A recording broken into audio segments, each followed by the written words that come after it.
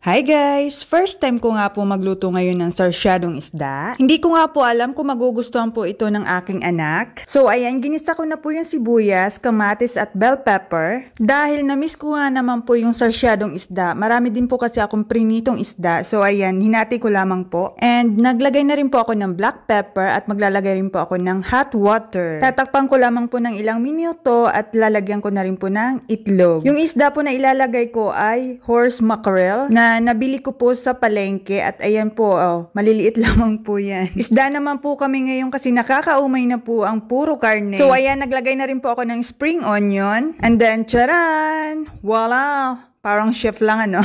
Hindi na rin po ako naglagay ng asin kasi meron ng asin yung isda. Gising na po ang bata kaya kakain na po ang batang afam. Approve po ang aking niluto. Nasarapan ng batang afam. Nakasmile ang nanay ni Jay kasi nagustuhan ng bata. Try nyo na rin po ang sarsyadong isda para sa mga toddler. At baka magustuhan na rin po ng mga toddler nyo na mahirap pakainin. Dahil bihira na lang po sa mga bata ngayon ang kumakain ng isda at gulay. Ayan, thank you for watching. Bye! Sure.